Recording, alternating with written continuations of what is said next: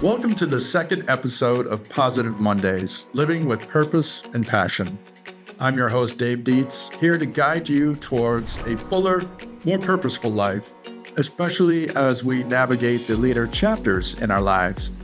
Today, we're speaking with Gary Uremovich, who has a background in health and longevity, clinical medicine, pastoral care, and emotional health.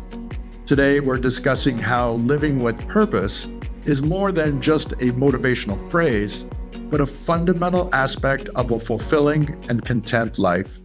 Let's take a listen. So, Gary, why is purpose so important, especially in our later years? Well, thank you, David. That's a good question. Research has actually shown that people with a sense of purpose are generally happier and healthier. They experience lower levels of stress, anxiety, and depression. Then we wake up each day with a sense of direction, knowing that our actions actually contribute to the well-being of something greater than ourselves. And this can significantly improve our mental as well as our physical well-being. Yeah, I hear what you're saying about contributing to something greater than ourselves. I think you hit the nail on the head there. Looking back through most of my life, I probably had purpose, whether I realized it or not. But now at this stage in my life where there's time for reflection, I ask myself, what is my purpose? And quite frankly, I don't have a clear-cut answer to that, and it troubles me a little bit. Well, there's a lot of people in that similar situation. Our purpose has always been dictated by someone else. For me, being in the military for 26 years, it was the government that dictated where I went and what I did. I woke up every morning knowing that I had a mission, and that mission was based on what the government wanted me to do. If they sent me to Iraq, that's where I went. If they repositioned me back in the United Kingdom, that's where I would go. But Viktor Frankl, a renowned psychiatrist and Holocaust survivor, once said, "Those who have a why to live can bear almost any how." That's a profound statement that underscores the power of purpose, but it's an existential purpose. What is my purpose for being here? Now that I'm in my later years of life, I'm no longer working for the man or the government or even my clinical patients. Instead, I am now allowed to be free and to do what I know is my existential purpose, the reason why I'm here on earth. And to be honest with you, that has given me a lot of fulfillment, a sense of real meaning in my life. And so I think that's very important for us.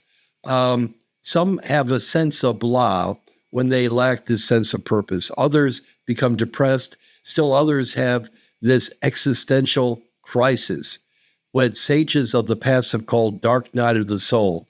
And frankly, that's what I experienced before I suddenly discovered my unique purpose for being here and for what I am supposed to do. Yeah, that phrase, dark night of the soul, I always loved it. It really captures that experience of being in your darkest hour, lying awake at night, struggling with intense inner turmoil. I know you had your share of dark nights, Gary, with your wife passing and retiring from your medical practice. Can you share your story with us? Oh, certainly. And let me preface this by saying that not everybody has to go through the dark night of the soul. Some people, they have this continuum that they just don't know what they need to be doing, that they lack a sense of purpose. People that retire, very often men, they retire and they suddenly say, what am I here for? And studies have shown that within several years, many men actually die because they lack a sense of purpose and they don't take care of themselves. They don't focus on living. Instead, they focus on what they have done in the past. And so I went through a very deep sense of loss of purpose. So after my wife died, I retired a year before she died from my medical practice. So I was available to take care of her. She had ovarian cancer for over 9 years. Unfortunately, we never spoke about the fact that she was dying. And so she didn't really encourage me to seek counseling or help or for us to discuss what's going to happen once she's gone. So even though I had a master's degree in counseling from Vanderbilt, and I had already earned one seminary doctorate, I was left alone. Once she died, I was left alone. I didn't have a clinical practice. I didn't have my best friend, my confidant, my lifelong mate. And so for me, it felt like I was adrift and I had no colleagues to collaborate with. I felt as if I had no friends. I felt as if I was all alone. So this dark night of the soul comes from a term that dates back to the 16th century that was popularized by the mystic Saint John of the Cross. And he talks about spiritual desolation, doubt, loneliness. I was a committed Christian, but at that time, I felt as if there is no God. If there was a God, then why am I feeling like this? Why am I at a loss? And so that led me to look for real purpose in my life, to search for this transformative journey that I really discovered. And now I feel as if I'm doing what I'm supposed to do. One of the aspects of my dark night of the soul was drinking to excess. Every night and throughout the day, I would drink, and I would drink to the point of passing out so I wouldn't have to think. That was a self-destructive sort of thing that I was doing. I didn't eat well. I was all alone. I didn't engage in conversation with other people. You would think when you're feeling lonely, that's what you need to do. But I had this sense of feeling guilty that for someone like me that had so much education and training and theological understanding, that I could feel so alone. That was such a painful time for me. To be honest with you, I thought about taking my own life several times when I was drunk. Fortunately, I never did that, but it was a terrible time. So I'm glad I went through it, but I don't think I'll ever go through that again, because now I know what that means. To have a sense of purpose is what gives me meaning in my life right now. Yeah. Well, I'm glad you're still with us, Gary. True. You know, transformation is hard and it's painful. I think for me, I'm a firm believer that pain is sometimes something we need to experience, rather than immediately go for the pill or go for the drink.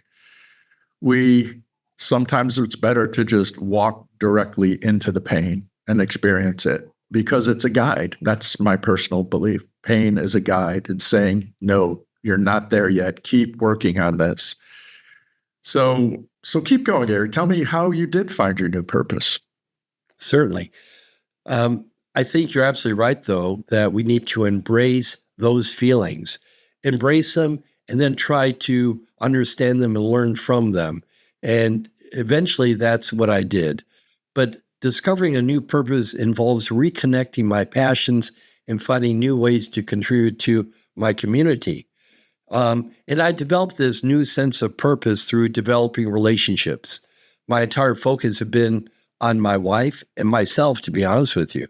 And so I was focused on chronic illness and trying to keep her alive. And then the last year, it was obvious that things were going the wrong way. But I was blessed to find someone who cared about me and listened. My faith was floundering at the time. And so I needed to be able to speak this out with another person. For me, God was not there. So I needed to express that sense of doubt, that sense of desolation with another human being in order to really come to terms with and to embrace those doubts, those fears, that sense of loneliness, and to understand it. And so I think you've hit it on the head. We need to embrace these feelings, but don't do it alone. Instead, find someone else that you can talk with. A small group, it could be a pastoral person, but find other people. Because one of the things I discovered is that dark night of the soul is a place that is hideous. And when you bring somebody else into that conversation, that brings light with them. Yeah, yeah, that's a good point. Well, I'm glad you survived your dark night, Gary. In fact, I'm glad it was interesting that so Saint John of the Cross, Saint John of the Cross is the writer of that. I always was curious about that, but I also discovered I just did a Google search that there's a second part to that, and it goes, "In the dark night of the soul, bright glows the river of God." Wow. Gary, that sounds exactly like your journey. So it's just goes to show you the darkness doesn't last forever. The sun always comes up, right? Oh, absolutely, David. And purpose can be found in various aspects of life. Some people find it through work, relationships, hobbies, passions. It's about identifying what truly matters to you as an individual and then pursuing that wholeheartedly, knowing that you are gifted and you have a unique purpose for being here and for doing that. And don't get me wrong, it's not about producing more money or producing more accolades. It's about doing things that are meaningful. I happen to tutor students, tutoring students. One family, two boys are from Ethiopia. Another is a young lady from Yemen that have recently come to the U.S. and helping them with English and with English as a second language, helping another three students with study techniques, and they live in Massachusetts. And so I have all these young people that I'm involved with, and I don't get paid a whole lot of money. But let me tell you something, it's not about the money. And once you find your purpose, it's not about how much money you get or how many accolades you get. It's about doing something you know is making a difference. And so for me, I think that's where I've discovered my purpose, reaching out to others and helping others understand whether it's faith, English, math, whatever, but being involved as a mentor. And the way to start that is to start a conversation with other people. You see, we have ourselves reflected back by a conversation with another person. We see ourselves differently through the eyes of other people that love us and are concerned about us. And that is something we need to embrace more fully. We are in such a lonely society where we don't interact with one another. That's why we started Gentle Conversations in order to develop these conversations. We need to be in conversation with one another at a deeper level, at a level that brings meaning to our lives. Yeah, yeah. It seems that what you're saying is the path to finding purpose begins with human engagement. Yes. And then putting ourselves out there. And yeah, we're probably going to meet people that really are not a good fit for us, but that's okay. But we'll also meet those rare gems, those people that are worth our while. And it doesn't have to be a romantic relationship. If it is, that's great. But really, we're just talking about human being to human being type relationships. And it's through those connections we discover what truly matters. Am I on the right path there, Gary? Is that? Absolutely. In fact, there was a book written in the 16th century about spiritual friendship. And this is a friendship that is kind of like a soulmate.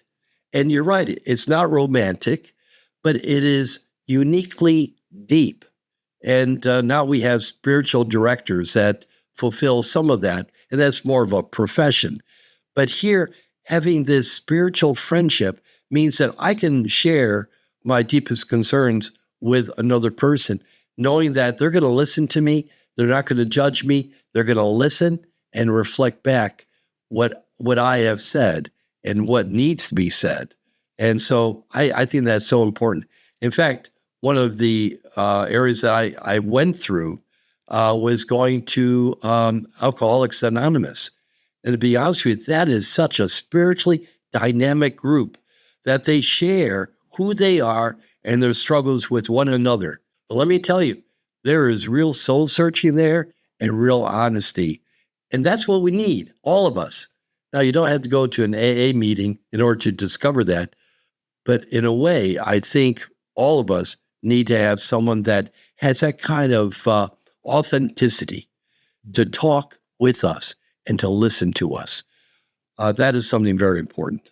Yeah, yeah. I've been hearing so many great things about the 12-step program from Alcoholics Anonymous. There was a neighbor of mine who went through it, and she said that she really was hesitant about it because it was sort of a Christian-based, philosophy. But she said, I just got over it, and but it helped me a lot. It helped me a lot. And so what if it's a Christian base? Or would I rather be drunk, or would I rather be sober? So just pursue it. It's important to realize that the 12-step program might have come from a religious basis, a Christian basis, but what the authors of that particular approach did very wonderfully is they indicated that God was whoever you thought God was, the God according to your own understanding. And for some people that enter into AA, they have no sense of God. And yet through that process, they suddenly realize that, there's meaning in their life. They have gone to the very bottom. They have bottomed out. There's nothing else for them except for that light at the end of the tunnel. And that's where faith comes in. And so faith doesn't have to be a religious sort of thing. Faith is something that can occur when you're talking with other people about purpose and meaning. There has to be faith involved in that. The main takeaway today from our discussion with Gary is that finding purpose is essential to a meaningful life.